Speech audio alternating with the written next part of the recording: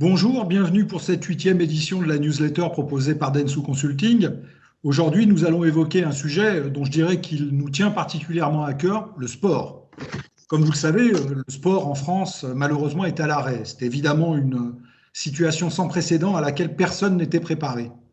Les conséquences de cette interruption, aussi brutale qu'inattendue, sont lourdes pour la filière sport dans son ensemble. Le sport amateur souffre en premier lieu de ce no man's land créé par la crise sanitaire. Nos clubs, nos associations sont en partie coupés des ressources qui leur permettent de vivre et d'assumer leur quotidien. Or, nous savons tous à quel point leur rôle pédagogique, leur fonction créatrice de liens, leur contribution à la paix sociale sont essentielles. Le sport amateur a besoin aujourd'hui d'être soutenu. Il doit pouvoir continuer à offrir le meilleur de l'éducation sportive et sociale. Mais bien sûr, le sport amateur n'est pas la seule victime de la crise. Le sport professionnel en subit également de plein fouet les affres. Et n'oublions pas l'industrie et le commerce du sport mécaniquement en panne aujourd'hui. De nombreux emplois sont en jeu et il est important que des solutions soient imaginées pour assurer leur sauvegarde. Dans ce contexte, les pouvoirs publics entendent aider le sport et notre ministre, Roxana Maracineanu, a annoncé un plan de relance qui devrait, nous l'espérons, être salutaire. Et puis, nous pouvons naturellement compter sur la volonté résolue de nos clubs, de leurs dirigeants, de nos industriels et de nos commerçants pour sortir des difficultés créées par la crise sanitaire et réenchanter ou réinventer ce monde du sport auquel nous sommes tant attachés et qui nous procure de si belles émotions. N'est-ce pas, Victor Bourri? Oui, donc en dehors des considérations économiques qu'Olivier a pu évoquer, cette période a toutefois permis de remettre en avant la fonction sociale et sociétale du sport et du rôle qu'ont les sportifs professionnels pour la société.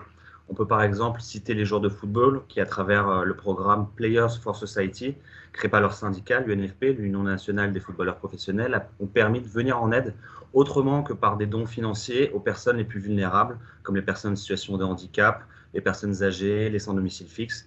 Donc on voit bien que l'influence en fait, des sportifs et la manière dont nous pouvons la mettre à profit va être déterminante dans la sortie de cette crise.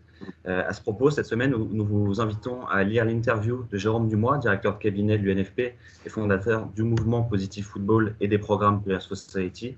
Interview qui est sur l'impact de la crise sur le sport professionnel et sa vision pour en sortir.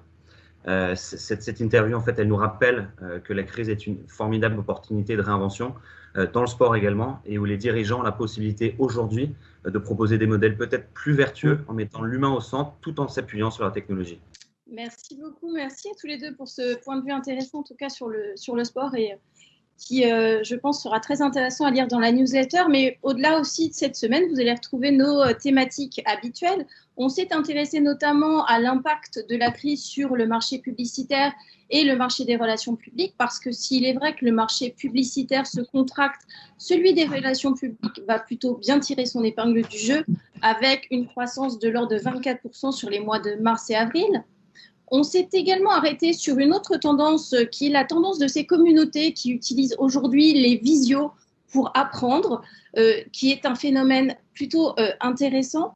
Merci, nous vous souhaitons une bonne et belle lecture et nous vous donnons rendez-vous pour un prochain numéro de notre newsletter la semaine prochaine.